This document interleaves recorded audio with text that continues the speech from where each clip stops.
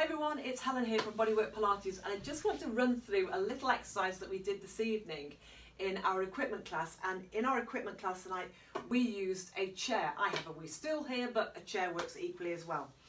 Now it's going to be swimming, and we're going to do swimming elevated. Those of you that are familiar with doing some work prone on the box on reformer might find this familiar. Also, if you've ever done this on the stability ball, but the difference is that when you work on the stability ball, sometimes you spend so much time trying to stay on it, you don't actually get the work done. With the chair or a stool, we have a really stable surface. Now, if like me, your chair is hard, you might want to put a wee cushion on it because it'd be a bit uncomfortable on your bony bits. But otherwise, if your chair has a back to it, you'll want to go side on, so the back will be, you'll see anyway. So what we're going to do is bring ourselves into a position. Now, it is important that you engage those abdominals. The last thing you want is to feel that the chair is pressing into you. So if you create your corset and create a barrier, a resistance, it's going to be a lot more comfortable. So do make sure you engage your corset. And you're going to bring yourself up over your chair or stool, and initially just leave the hands down onto the floor. So we have to use a lot of work in the back line of the body in order to lift those legs up parallel. I don't have a huge amount of weight into my hands, but my hands are just there. I'm maintaining the length into the back of my neck. I'm really lengthening my legs away. I'm keeping those abdominals engaged, much more comfortable on my belly. And then from here, I can start to add my little swimming. Now, often when we do this from the floor, we often get an overextension in the lumbar spine that can be uncomfortable because we're trying to lift our legs behind us in order to get the thighs off the floor. When you're elevated, you're not lifting the legs behind you. You're holding yourself in the same line that the body would be in standing.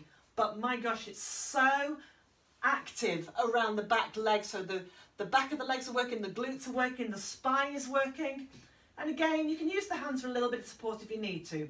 Now, every so often, you might just want to come off, give that back a moment, and give the belly a bit of a moment as well. If you really wanted to add on to that, then we get ourselves in such a position that when we take the hands off the floor and extend the arms forward, we don't fall flat on our nose, all right? So this would be even more active, very active through the back line of the body. That's what we're working on. So we bring ourselves forward, we adjust slightly. So I'm just going to go back a tiny little bit.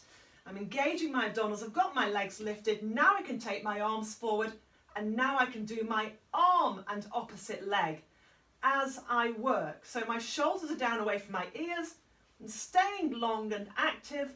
But again, as I do that, because if I were on my bench, I would have to think about extending, or hyperextending actually, to be able to lift the legs and the chest away from the floor. Whereas on this, we're taking ourselves into a perfect line in the same manner that we would be in if we were standing. So it's a variation on a theme. It's quite hard work. Give it a little go. Start with just the legs, see what you think. Add the arms as you get a little stronger, but just notice how much you work around that low back and through that spine. Remember, of course, abdominals engaged as your corset, perhaps a little lift of pelvic floor, and you should feel no compression in your low back, but you will feel like your lower back is working hard. So that is a little exercise that we did tonight in our equipment class. So let me know how you get on with that, and I'll speak to you soon. Take care.